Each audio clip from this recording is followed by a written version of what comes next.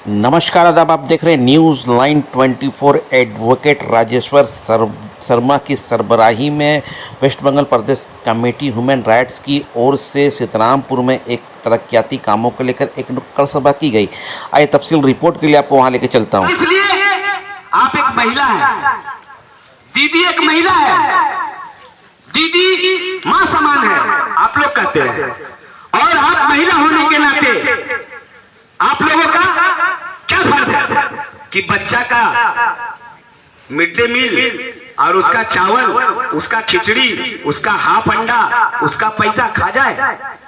आप कैसी मां हैं या आप कैसी दीदी हैं कि आपके बच्चे स्कूल में पढ़ने जा रहे हैं और उन गरीब बच्चों का हक मार ले रहे हैं उनके पॉकेट से।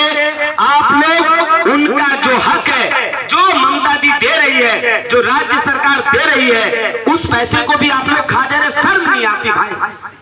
अरे चोर भी बोलता नहीं, एक कहावत और है, याद आ जाता बीच बीच में, बुरा मत मानिएगा। अगर किसी को बुरा लगता है तो मुझसे पर्सनली मिलिएगा, मैं बताऊंगा कि क्यों दर्द है ये। डायन भी होता है ना, डायन डायन, मैं किसी को व्यक्तिगत नहीं बोल रहा हूँ, डायन को बोल रहा हूँ, चुड़ैल चुड़ैल। तो वो भी 7 घर छोड़ के, या चोर भी होता है ना तो बोलता है कि 7 घर छोड़ के। भैया अपना बगल में एक स्कूल है इंदिरा विश्वविद्यालय, जिसका नाम पूरे पश्चिम बर्दवान में है। उस स्कूल का मिड डे मील का पैसा खाने वाला आपके गांव में रहता है। इससे बड़ा शर्म का बात हमारे गांव के लिए नहीं हो सकता है। ऐसे लोगों से आप लोगों को अभी इमीडिएट सावधान होना होगा। सोचिए, जो मुख्यमंत्री प्रधानमंत्री किसमें क्या प्रतिभा छिपी है किसी को नहीं पता। इनको पढ़ने का अधिकार है। मुझे गर्व है कि लोग दूर खड़े हैं, बच्चे हमारे पास खड़े हैं, और यही बच्चे आने वाले देश का भविष्य है। इस बच्चों को मैं सलाम करता हूं कि यही बच्चे आकर के लोगों का नाम उन्नति करेंगे। और ऐसे करप्ट लोगों को, ऐसे लोग जो बच्चे का मिड डे मील खा जा रहे हैं, उन लोगों को कैसे रोकना है, ये बच्चे आने वाले समय में जवाब देंगे। वो कुल्टी क्यों आई थी? कुल्टी हम लोगों के बाप दादा की पीढ़ी क्यों आई थी? रोजगार पाने के लिए कोई यूपी से, कोई बिहार से, कोई झारखंड से यहाँ पर आए थे हम लोग। किस लिए? रोजगार पाने के लिए, मेहनत मजदूरी करके अपने बच्चों का भरण पोषण करने के लिए।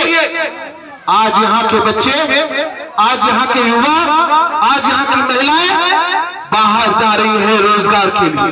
लगा है जो कुल्टी को बर्बाद किए जा रहे हैं। कुल्टी को आज बाहर में जब जाएंगे तो एक नाम से जानते हैं, तस्करी के नाम से। कुल्टी में हम तमाम लोग रहते हैं, हमें भाषा का, हम हिंदी बोलते हैं, हमें भाषा का कभी विवाद दिखाया जाता है, लेकिन हमें यह नहीं बुलाया जाता है कि आपके यहाँ पर कितने कॉलेज और कितने स्कूल खुले। हमें बोला जाता है कि यहाँ पर ज्यादातर लोग बिहारी रहते हैं, लेकिन हमें यह नहीं बोला जाता है कि कुल्टी में कितने अस्पताल खुले। हमें यहाँ ये बोला जाता है कि यहाँ छोटे जात के लोग रहते हैं, लेकिन हमें ये नहीं बोला जाता है कि हमारे यहाँ पे कितनी इंडस्ट्री खुली। ये तमाम चीजों पर ये लोग बात नहीं रखते। क्यों? क्योंकि इन लोगों का काम सिर्फ एक है, वोट लेने का समय में वोट लेंगे, उसके बाद चोरी करेंगे। चोरी क्या करेंगे? वोट देने जाएंगे तो आपका बूथ दखल करेंगे। जितने चोर गुंडे लुटेरे हैं उन तमाम को पार्टी का बड़ा बड़ा पोस्ट देंगे और डरा धमका कर रखेंगे कि मेरे खिलाफ आवाज मत उठाना। आज कांग्रेस इसीलिए आई है, ये बताने आई है, और डंके की चोट पर घूम घूम कर बता रही है कि न हम चोर से डरते हैं, न तुम्हारे लुटेरे सरकार से डरते हैं। हम आम आदमी की आवाज तुम्हारे हर क्षेत्र में उठाएंगे, और जरूरत पड़ेगी तो जहां पर भी हमें आंदोलन करना पड़ेगा हम करेंगे, क्योंकि हम कांग्रेस के सिपाही हैं, हम कांग्रेस के राहुल गांधी के सिपाही हैं। आज हम लोगों का वार्ड नंबर 19 में प्रोग्राम था ह्यूमन राइट्स सेल के बैनर के तहत। जो वार्ड में 30 लाख रुपए का जो आसनसोल म्युनिसिपल कॉरपोरेशन ने अभी पिछले बोर्ड मीटिंग में माननीय मेयर साहब ने 30 लाख रुपए का फंड अलॉट किया है 106 वार्डों के लिए। उसमें 19 नंबर वार्ड के लिए भी 30 लाख का फंड आया है। तो हम लोगों का डिमांड है, हम लोग पहले भी देखे हैं कि फंड का अभाव में ये लोग बोल रहे थे कि काम नहीं होता है, काम नहीं होता है। लेकिन इस बार फंड आया तो हम लोगों का डिमांड है कि फंड आया है और उसका यूटिलाइजेशन सही तरीके से हो, और जो पिछड़ा इलाका है खास करके लोको, उदयगढ़, विदायगढ़ और सीतारामपुर और जो भी सुभाषपाड़ा, जितना भी अंचल में जो काम बाकी है वो काम यहाँ पे इमीडिएट बेसिस पे होना चाहिए और गुणवत्ता के साथ क्वालिटी बेसिस काम होना चाहिए। अगर क्वालिटी में आज के इस मीटिंग में हमारे बीच आए हुए हैं काजुलदा हैं, हमारे बीच मनीष जी हैं, युवा कांग्रेस से सेवा दल से मनीष जी हैं, रवि जी है, युवा कांग्रेस से आरिफ भाई है, और हमारे एनडी राष्ट्र विद्यालय के जिनके नाम पे स्कूल है उनके भी बेटे यहाँ पे हैं, मंटू रजक जी, और भी तमाम युवा कांग्रेस के साथी सब खड़े हैं। बहुत सारे लोग हमारे बीच इस प्रोग्राम में। मेरा नाम advocate Rajeshwar Sharma, human rights cell के सेक्रेटरी। एनडी राष्ट्रीय विद्यालय को लेकर आप लोग एक डिप्यूटेशन से डीएम को डीआई सर को, उसके लिए क्या बात हुआ था बताइए। ये डीआई सर से जो हमारी बात हुई थी, डीआई सर ने स्पष्ट रूप से कहा था कि स्कूल में जो भी एलिगेशन और जो भी मिड डे मील वगैरह को लेकर जो कंप्लेंट्स आई उसको लेकर हम लोग एक इंटरनल जांच करेंगे।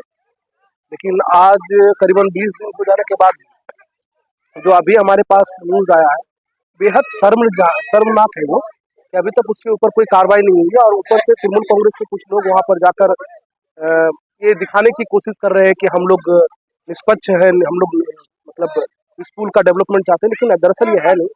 क्योंकि कांग्रेस पार्टी ने स्पष्ट रूप से वहाँ के जो इंटरनल जो प्रॉब्लम्स थी उनको लेकर डीआई को पूरी लिखित कंप्लेन दिए थे हम लोग, और लिखित कंप्लेन देने के बाद डीआई सर का जो अभी तक रवैया है वो बेहद ही दुर्भाग्यपूर्ण है। और हम तमाम लोग इस विषय को लेकर जन साधारण के बीच में है और जन साधारण से ये अपील कर रहे हैं कि वो तमाम लोग जागरूक हो, क्योंकि इसके ऊपर एक बड़े आंदोलन पे और हम लोग जाएंगे। ये एनडी राष्ट्रीय विद्यालय चूंकि हिंदी मीडियम स्कूल है, कहीं इसमें संस्कृति के तहत इसको बर्बाद तो नहीं किया जा रहा? नहीं, यही तो एक सबसे बड़ा सवाल है कि जिस कुल्टी में हिंदी का एक कॉलेज नहीं, यहाँ पर लगभग 70% से ज़्यादा आबादी हिंदी भाषा भाषियों की, लेकिन यहाँ पर एक स्कूल कॉलेज की व्यवस्था अच्छी नहीं है। और कुछ जो स्कूल है उसमें कुछ चुनिंदा करप्ट लोगों को डालकर ये स्कूल को बंद कराने की साजिश है क्या? भैया प्रशासन द्वारा रहेगा तो हम लोग उसके खिलाफ में लड़ेंगे और आने वाले दिन में पुरजोर लड़ाई लड़ेंगे। हमारे बीच तो उपस्थित है जिनके फादर के नाम पर वो स्कूल हुआ है, उनसे हमारी बात हुई है अभी। उन लोगों ने तो बेहद मैंने जिन्होंने पूरा जमीन डोनेट किया है स्कूल के लिए, ये कोई वेस्ट बंगाल गवर्नमेंट का डोनेट किया हुआ स्कूल नहीं है। यहाँ के लोगों ने अपना खून पसीने का कमाई का पैसा उस स्कूल में लगाया है और उसको आज बर्बाद करने की कोशिश की जा रही है, साजिश रचा जा रहा है। तो हम तमाम लोग इसको आने वाले दिन में इसके लिए हम लोग एक बड़ा मुहिम की तैयारी कर रहे हैं। सर, स्कूल में करप्शन क्या चल रहा है? देखिए, दुर्भाग्य की बात है कि एनडी राष्ट्रीय विद्यालय हिंदी माध्यम स्कूल है और करप्शन का आरोप आ रहा है मिड डे मील में, साथ में बच्चों को सही से पढ़ाई लिखाई अनुशासन, ये सारा करप्शन का आरोप है। वहाँ के जो मैनेजिंग कमेटी की प्रेसिडेंट साहिबा है उनके ऊपर और जो वहाँ के टीचर इंचार्ज है उनके ऊपर है। और एक और दुर्भाग्य की बात है कि ये स्कूल जो है सरकारी स्कूल है, लेकिन जमीन जो दान हुआ है, हमारे बीच श्री मंटू रजक जी बैठे हुए हैं, इनके पिताजी के नाम पे ये स्कूल है, नारायण डंगाल राष्ट्रीय विद्यालय। इनके दादाजी का वो दान किया हुआ स्कूल है, यानी जमीन उन्होंने दान किया सीतारामपुर के भविष्य के लिए और पूरे पश्चिमी बर्धमान के भविष्य के लिए। लेकिन आज देखिए स्कूल का अवस्था क्या है कि यहाँ की जो काउंसिलर साहिबा है वो मैनेजिंग कमेटी की प्रेसिडेंट है और टीआईसी मिल करके मिड डे मील में घोटाला कर रहे हैं, बच्चों का अंडा, चप्पल, जूता, सब कुछ का पैसा खा जा रहे हैं। अगर ऐसा चलता रहा तो कांग्रेस आने वाले दिन में बड़े आंदोलन टूटे। टीआई का क्या रोल लग रहा है? टीआई का रोल नहीं अगर होता सर, देखिए जैसा मुझे पता है कि मेरे पापा प्रेसिडेंट थे 27 साल उस कमेटी में, तो टीआई का एक रोल होता है। जो कमेटी बनता है ना स्कूल में, तो टीआई एक टीचर रिप्रेजेंटेटिव होता है, एक गार्जियन रिप्रेजेंटेटिव होता है, एक प्रेसिडेंट होता है, एक सेक्रेटरी होता है और कुछ चुनिंदा और मेंबर्स को रखा जाता है। उनके बगैर रेजुलेशन का कुछ भी नहीं होता है। तो टीआई के बगैर साइन का उस स्कूल में एक भी पैसा इधर से उधर हो नहीं सकता है और बिना प्रेसिडेंट के साइन का एक पैसा भी इधर से उधर हो नहीं सकता है। और एक स्कूल का ही एक शिक्षक आरोप लगा रहे हैं कि मिड डे मील का पैसा में घपला हो रहा है। तो अगर देखिए जब कहीं पे धुआं उठता है इसका मतलब है कि आग लगी है। तो अगर आग नहीं लगती, और उसका प्रमाण अभी कल आप लोगों ने देखा कि टीएमसी के खुद एक नेता जा करके घेराव करते हैं और बोलते हैं कि टीएमसी का ये काउंसलर जो है करप्ट है, चोर है, दुर्नीतिबाज है, और वो लोग खुद उसका विरोध कर रहे हैं। तो कांग्रेस तो हम लोग विपक्ष में है और हमारा कर्तव्य है कि हम लोग उसका विरोध करेंगे और आने वाले दिन में बड़ा आंदोलन